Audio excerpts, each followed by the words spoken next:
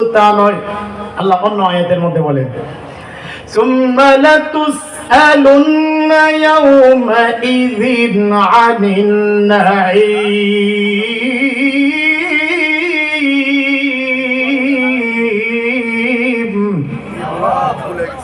অবশ্যই সমস্ত নিয়ামতের বেলায় জিজ্ঞাসিত হবে। তোমাদেরকে যে আল্লাহ নিয়ামত দিলেন, চোখ, হাত, পা, অঙ্গ প্রত্যঙ্গ, জিজ্ঞাসিত হবে। কিয়ামতের মাঠে জিজ্ঞাসিত হবে। সাহাবায়ে কেরাম বলেন, ওগো আল্লাহর নবী, আল্লাহ রাব্বুল আলামিন যে বলেছে আমরা কিয়ামতের মাঠে জিজ্ঞাসিত হব, ওগো নবীজি আমরা তো তেমন কোন নিয়ামত পাই নাই, কোন নিয়ামতের কথা আল্লাহ জিজ্ঞাসা করবে? ইয়া রাসূলুল্লাহ, ইয়া হাবিবাল্লাহ, আল্লাহ যে বলেছেন সুম্মা লাতুসআলুন্না ইয়াওমাইযিন আনিন নাঈম, কিয়ামতের দিন সমস্ত নিয়ামতের ব্যাপারে জিজ্ঞাসিত হব।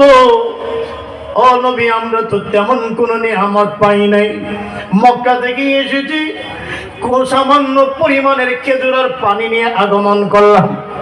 ও আল্লাহর নবী এখানে এসে তো তেমন কিছু করতে পারি নাই, আমাদের ঘর নাই, বাড়ি নাই, সম্পদ নাই, তো কি বিষয়ে আমাদের আল্লাহ জিজ্ঞাসা করবে?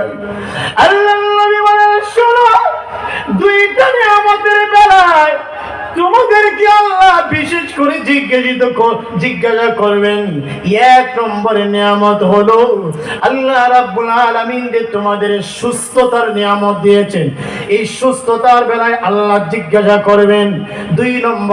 দুই নম্বর হলো আল্লাহ কি মিঠা পানির ব্যবস্থা করে নাই? তোমাদের জন্য যে মিঠা পানির ব্যবস্থা করেছেন, এই নিয়ামতগুলোর ব্যাপারে তোমরা জিজ্ঞাসিত হবে। অপর এক হাদিসের মধ্যে আল্লাহর নবী বলেন, নি'মাতান মাগবুনুন ফীহিমা কাসীরুম মিনান নাস। দুইটা নিয়ামত, এমন দুইটা নিয়ামত আছে যে দুইটা নিয়ামতের ভিতরে মানুষ ডুবন্ত।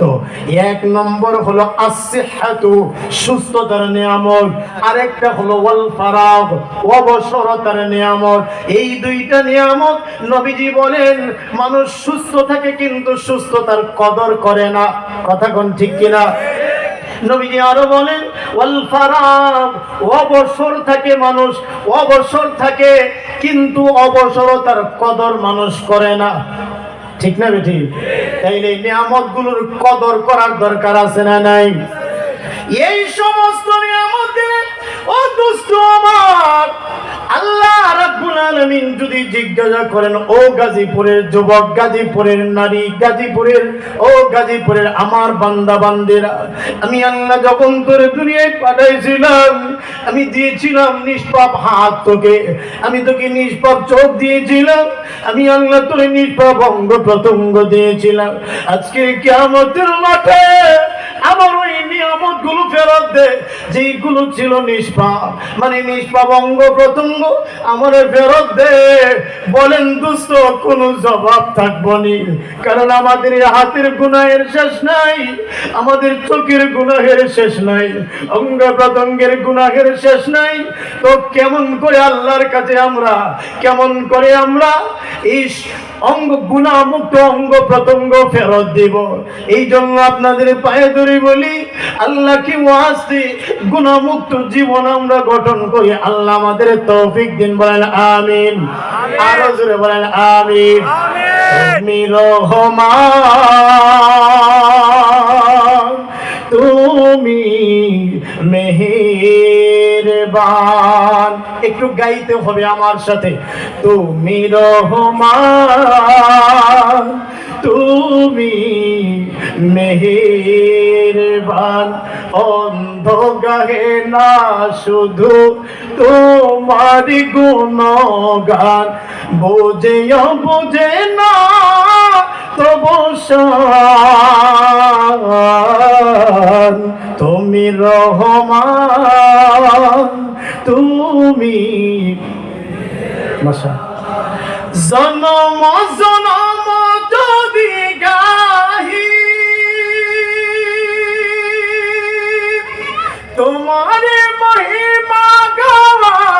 শেষ হবে নাহি। দয়া করো মায়া করো, দয়া করো মায়া করো, ওহে দয়াবান তুমি রহমান, তুমি মেহেরবান। অন্ধ গাহে না শুধু তোমারি গুণগান, বুঝে বুঝে না তবু তুমি রহমান, তুমি। ওগো আমার দরদিরা, ওগো আমার কলিজার টুকরারা, ওগো প্রাণের গাজীপুরবাসী আমার, আল্লাহ যদি দয়া করে মাপ না দেয় কোনো উপায় নাই, কোনো উপায় নাই। এই জন্য নীরবে নিস্তব্ধে একা একই যখন থাকেন ওই কান্নাটা আল্লাহ বড় পছন্দ করে। যখন আপনি নীরবে নিস্তব্ধে একা একা হাঁটবেন, যখন আপনি বালিশের মধ্যে মাথা লাগাইবেন, একা একা থাকার সময়ে আল্লাহর কাছে আপনি দোয়া করবেন, রব্বুল আলামিন আমি তো জানি আমার মতো গুনাহগার আর কেউ নাই, আমার মতো অপরাধী আর কেউ নাই। আয় আল্লাহ এই গোপনে তোমারে ডাকতেছি গো, মেহেরবানি করে আমাকে মাফ করে দাও। গোপনে যখন দোয়া করবে আর চোখ দিয়া পানি আসবে, আমার নবীজি বলেন যারা কিনা একা একই গোপনে গোপনে রবকে ডাকে আর কান্দে আর গুনাহের ব্যাপারে তওবা করে, এই লোকটার চোখের পানি নাকির ডগায় আসার আগেই আল্লাহ তার জিন্দেগির সকল গুনাহ মাফ করে দেয়। কখনো তোমাকে যদি ভুলি,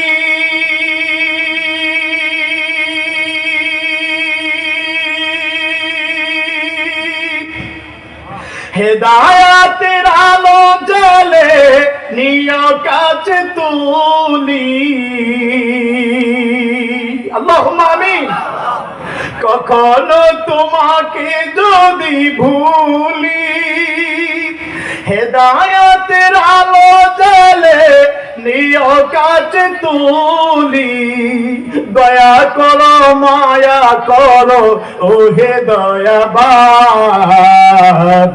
তুমি রহমান, তুমি মেহের।